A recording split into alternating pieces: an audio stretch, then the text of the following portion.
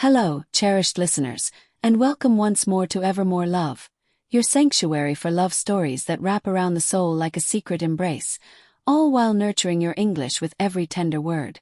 If you're new to our little haven, take a moment to subscribe.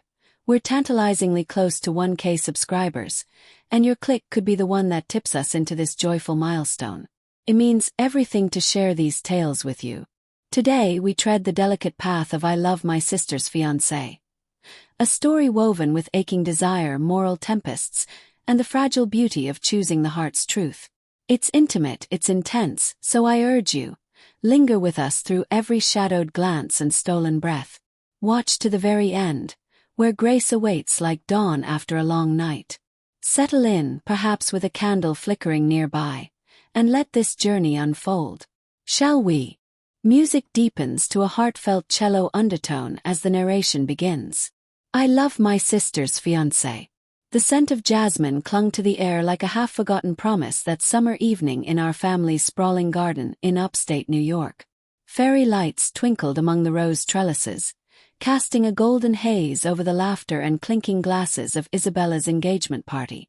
At 24, I, Mia Harlow, felt like an intruder in my own skin, dressed in a pale blue sundress that whispered against my legs, my dark waves pinned loosely with wildflowers I'd picked myself that morning. Isabella, my radiant older sister by 4 years, was the sun around which we all orbited. 28, poised, with her honey-blonde hair cascading in perfect waves and a laugh that could disarm a storm. She'd always been the golden child, the one who sketched architectural dreams in college while I fumbled through art school, chasing colors that never quite stayed on the canvas. And then there was Ethan Caldwell, her fiancé, stepping into our world like a quiet thunderclap. At 30, he was the steady architect from her firm, tall and lean, with tousled chestnut hair that begged to be ruffled, and hazel eyes flecked with gold that seemed to hold the warmth of aged whiskey. He wore a simple linen shirt, sleeves rolled to his elbows, revealing forearms dusted with faint freckles from hours sketching blueprints under the sun. When Isabella introduced us, her arm looped possessively through his. He extended a hand, his grip firm yet gentle, calloused from drafting tools. Mia, right? Isabella's told me about your murals. They sound like poetry on walls. His voice was a low timbre, resonant and unhurried, wrapping around my name like it was something precious. I murmured a thank you, my cheeks flushing under the string lights, but it was the way his gaze lingered, a fraction too long, a spark unspoken, that lodged in my chest like a thorn I couldn't pull free. That night blurred into stolen glances across the lawn, Ethan manning the grill with my dad, flipping burgers with a grin that crinkled the corners of his eyes. Me, perched on a wicker swing, sketching the scene in my notebook, his profile emerging unbidden on the page. Isabella pulled me aside later, her sapphire ring catching the light like a captured star. He's perfect, Mia. Steady, kind. Everything I didn't know I needed after that mess with Javier. Her eyes shone with that unshakable certainty, and guilt twisted in me even then, sharp as shattered glass. I hugged her tightly, inhaling her signature vanilla perfume, whispering congratulations while my heart betrayed me with a traitorous ache. How could I envy the light in her eyes when it came from him? The wedding planning wove us closer, an invisible thread tightening with each family brunch and venue scouting. Ethan and I bonded over shared silences during drives to the countryside caterers, Isabella chattering ahead about color schemes, oblivious to the rearview mirror where our eyes would meet, a silent language blooming. One rainy afternoon, as thunder grumbled over the rolling hills of the Hudson Valley, we pulled over at a roadside orchard, Isabella napping in the front seat after a tire blew. The air inside the car thickened with the scent of wet earth seeping through cracked windows. "You okay back there?" Ethan asked, twisting to face me, his knee brushing mine in the cramped space. I nodded, but my sketchpad slipped open to a half-finished drawing of him from the party. Strong jaw, thoughtful gaze. He leaned closer, water dripping from his hair onto the seat. "That's me. You've got a gift, Mia. Makes me feel seen, not just sketched." His words hung, vulnerable, and I traced the line of his collarbone with my eyes, heart pounding like the rain on the roof. "You are seen, Ethan. More than you know." The admission slipped out, soft as a confession, and for a heartbeat. His fingers hovered near mine on the leather seat.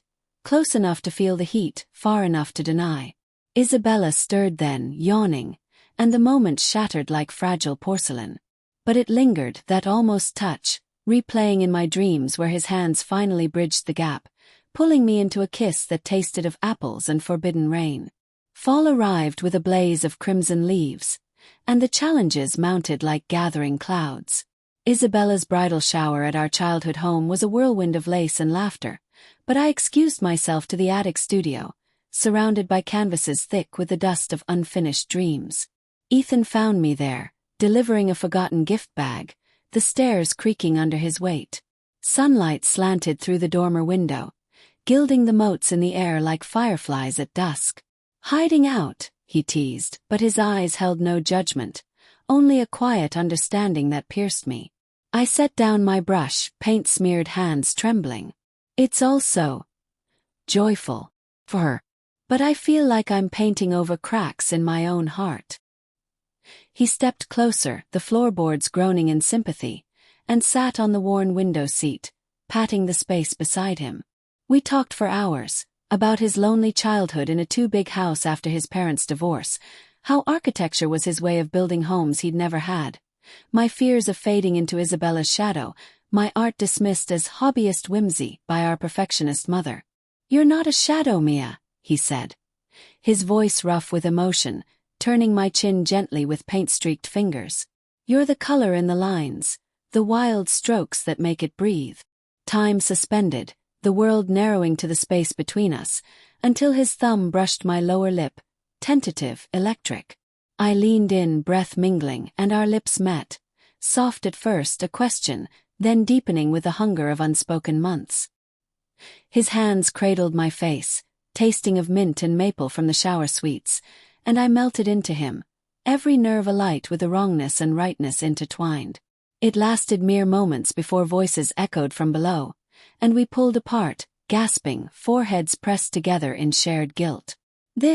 We can't," he whispered, but his eyes begged otherwise, stormy with the same turmoil raging in me. The secret unfurled like a dark bloom after that. Stolen emails disguised as vendor queries, late-night walks in the moonlit orchard where his fingers laced through mine, whispers of "I shouldn't, but God, Mia, you're in my veins."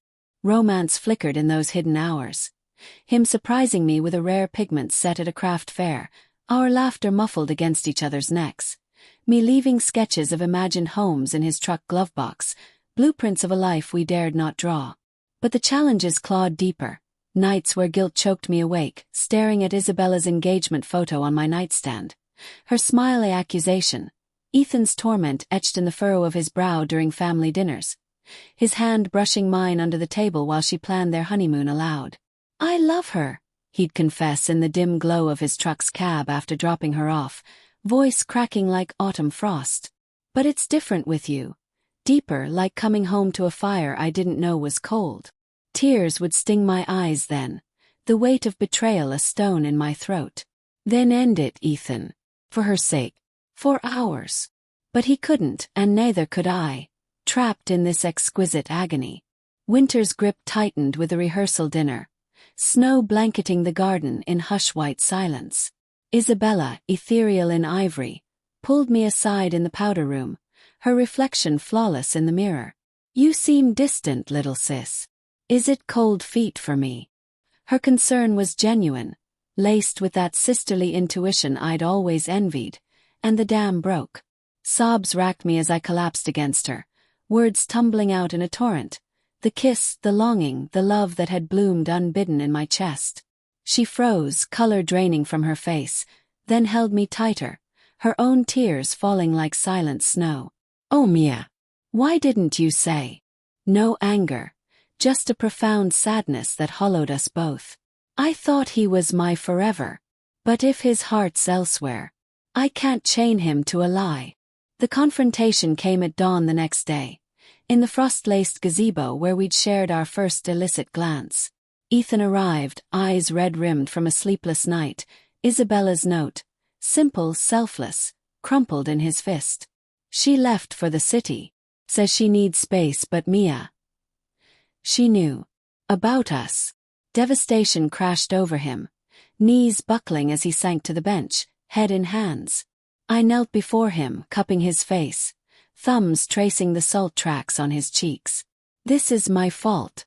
I poisoned the one pure thing in her life. But he pulled me close, burying his face in my hair, his body shaking with sobs that echoed my own. No, it's ours.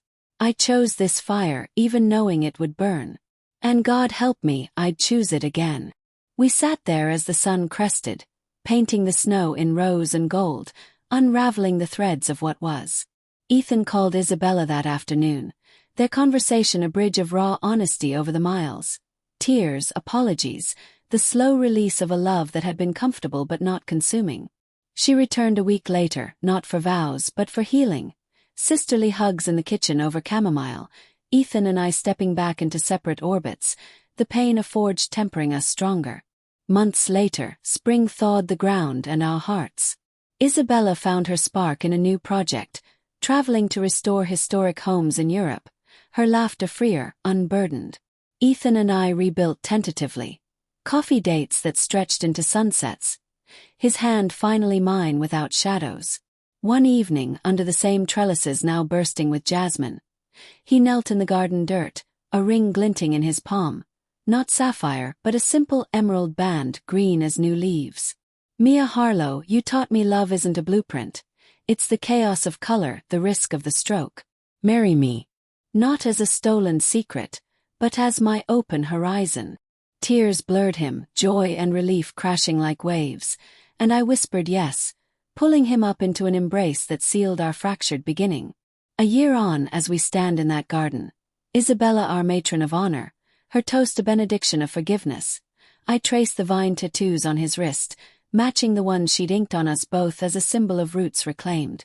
Loving my sister's fiancé broke us open, but in the mending we found a deeper grace. Love that honors the heart's wild call, even when it veers from the path. It's messy, it's mending, and in Ethan's arms, under stars that witness all I know, it's mine. Oh friends, didn't that journey through longing and light just settle into your soul? I love my sister's fiancé is a testament to the courage in confession and the be.